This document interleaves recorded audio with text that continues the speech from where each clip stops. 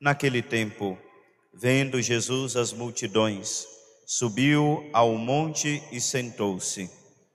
Os discípulos aproximaram-se e Jesus começou a ensiná-los.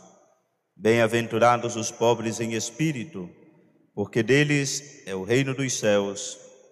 Bem-aventurados os aflitos, porque serão consolados. Bem-aventurados os mansos, porque possuirão a terra. Bem-aventurados os que têm fome e sede de justiça, porque serão saciados. Bem-aventurados os misericordiosos, porque alcançarão misericórdia. Bem-aventurados os puros de coração, porque verão a Deus.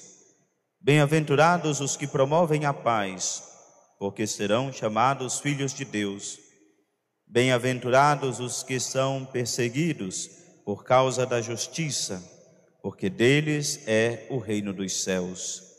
Bem-aventurados sois vós, quando vos injuriarem e perseguirem, e mentindo, disserem todo tipo de mal contra vós, por causa de mim. Alegrai-vos e exultai, porque será grande a vossa recompensa nos céus. Palavra da salvação. Glória a vós, Senhor. Que as palavras do Santo Evangelho cancelem os nossos pecados. Amém. Caríssimos irmãos e irmãs, hoje nos reunimos dentro do contexto de preparação para o Círio de Nossa Senhora do Perpétuo Socorro, mas mais ainda nos reunimos para celebrar a solenidade de todos os santos. Hoje nós recordamos aquilo que depois da Eucaristia é o maior tesouro da Igreja, a santidade. Aquilo que nenhum ladrão pode roubar, aquilo que a traça nem a ferrugem corrói, a santidade da Igreja. Antes de celebrarmos a vida dos santos e santas de Deus, nós celebramos ainda a santidade da Igreja. A Igreja constituída como o povo de Deus, e dentro deste povo de Deus está a hierarquia, os ministros, os bispos, presbíteros, diáconos, os religiosos e religiosas e todo o povo de Deus, todos os fiéis, reunidos como povo de Deus. Somos chamados à santidade, somos chamados a abraçar a coroa de glória que o Senhor reserva para aqueles que batizados no seu nome, que batizados, renascidos pela água e pelo Espírito, abraçam esta realidade salvífica que Jesus trouxe para nós através do seu sacrifício. Na primeira leitura nós ouvimos uma leitura retirada do livro do Apocalipse. Vocês já ouviram falar que o Apocalipse fala sobre o fim do mundo? Sim ou não? Já ouviram falar. Mas isso é reduzir muito o valor da palavra de Deus contida no livro do Apocalipse. Porque o livro do Apocalipse, o sentido principal do título do livro é revelação. Apocalipse é uma tradução do grego, mas que não tem o mesmo sentido que nós damos hoje para o sentido de Apocalipse. Apocalipse tem o sentido de catástrofe, de colapso total. Mas o livro da Revelação, o livro do Apocalipse, fala da vitória final do Cristo acima de todos os poderes da terra. Jesus é entronizado como Cordeiro de Deus, Cordeiro imolado, que venceu todos os poderes do mal, todos os poderes do pecado, todo o domínio do demônio. Nós lemos no livro do Apocalipse a batalha final no céu e a glorificação de Cristo como Rei universal. E nessa leitura que nós ouvimos, vemos que João tem uma visão. Vi um outro anjo que subia do lado onde o sol nasce e trazia a marca de Deus vivo. e gritava em alta voz aos 4 anjos que tinham recebido o poder de danificar a terra e o mar: não façais mal à terra, nem ao mar, nem às árvores, até que tenhamos marcado na fronte os servos do nosso Deus. E aí João ouviu o número dos que tinham sido marcados. Eram 144.000. 12.000 vezes 12.000. E isso é um número simbólico, porque faz referência às 12 tribos de Israel, de modo a dizer que a salvação de Deus, a salvação da aliança que Deus fez com o antigo povo de Israel, estava sendo realizada, de que todo o povo havia sido justificado. Ou seja, a salvação de Deus, ela tem um caráter universal. O juízo de Deus tem um caráter universal. E aí, o autor sagrado escreve: vi uma multidão imensa de gente de todas as nações, tribos, povos e línguas, e que ninguém podia contar. Somos todos nós, o povo de Deus, confirmado na fé por causa de Cristo, já não mais pertencente àquelas 12 tribos, mas pertencentes ao povo da nova aliança. Estavam de pé diante do trono e do Cordeiro. Vocês fazem ideia de quem era este Cordeiro?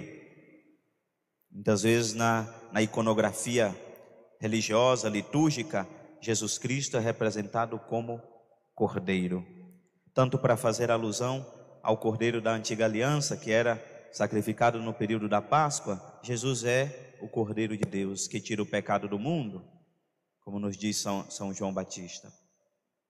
Então, caríssimos, este número dos eleitos, este número de gente de todos os povos, tribos e nações, de todas as línguas, são aqueles marcados pelo sangue do Cordeiro. E nós ouvimos que eles trajavam vestes brancas e traziam palmas na mão. A palma é sinal do martírio. São aqueles que morreram por causa da fé. São aqueles que entregaram suas vidas por causa da fé em nosso Senhor Jesus Cristo.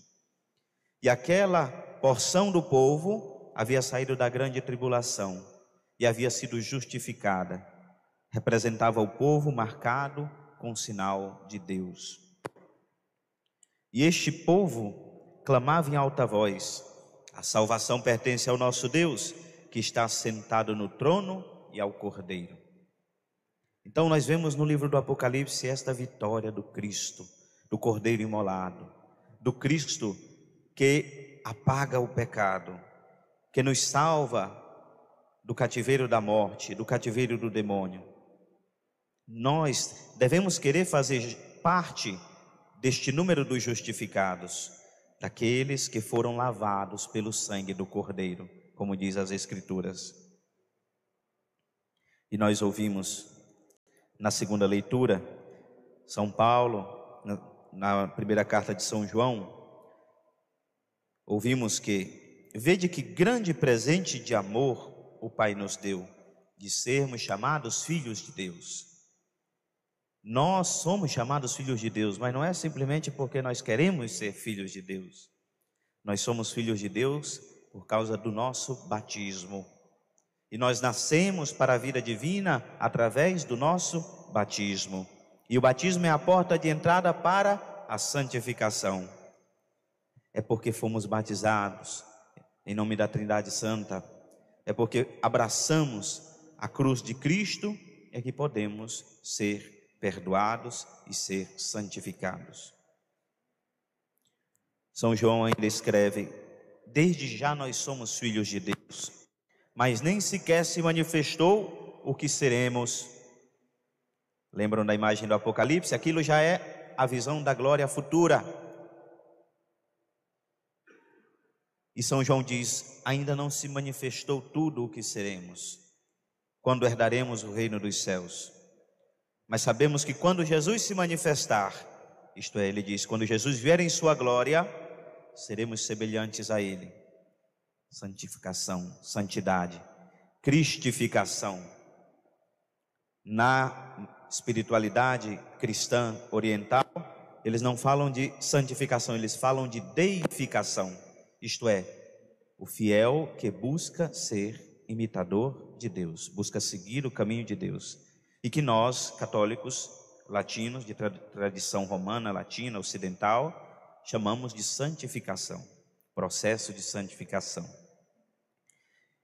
E aí São João diz que quando a glória de Deus se manifestar, nós seremos semelhantes a Ele, porque o veremos tal como Ele é. Estaremos no número daqueles santos.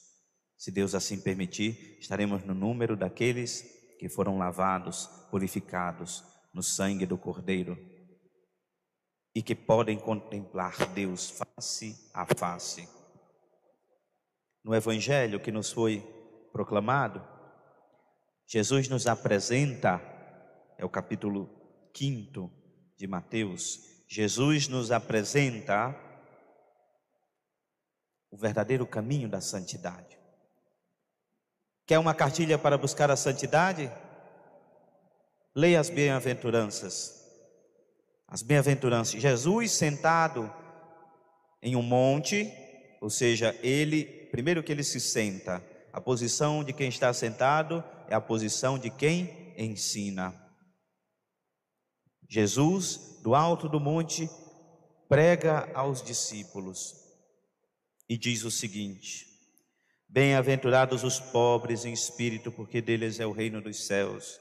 Bem-aventurados os aflitos, porque serão consolados. Bem-aventurados os mansos, porque possuirão a terra. Bem-aventurados os que têm fome e sede de justiça, porque serão saciados. Bem-aventurados aqueles que têm misericórdia, porque alcançarão misericórdia. Quer cartilha maior de vida em Deus do que esta? Não tem. É Jesus que diz: bem-aventurados os que promovem a paz, porque serão chamados filhos de Deus. E todas essas bem-aventuranças são indicações de que tu serás bem-aventurado, serás agraciado por Deus, se tu buscas praticar estas bem-aventuranças. Então é um caminho muito claro que Jesus nos apresenta e que deve fazer parte da nossa oração diária. Como eu disse no início, nós celebramos hoje o maior tesouro, depois da Eucaristia, o maior tesouro da igreja é a sua santidade. Imaginem, o que seria de nós, frágeis, pecadores, suscetíveis a tantas coisas, a tantas realidades, se não fosse a graça de Deus que agisse em nós, se não pudéssemos obter o perdão de Deus, se não pudéssemos comungar do seu corpo e do seu sangue. Imaginem se nós não tivéssemos um caminho certo, que contém todos os instrumentos para a salvação, como é a igreja, se nós não tivéssemos esta realidade em nossa vida. E ela é um dom. A santidade da igreja é um dom que é colocado no mundo para ser sinal da presença de Cristo. A igreja é sacramento de Cristo, é sinal da continuação da missão de Cristo no mundo. E apesar de nós, o Senhor Jesus continua a operar a santificação da humanidade. Louvado seja nosso Senhor Jesus Cristo. Para sempre seja louvado, e sua mãe Maria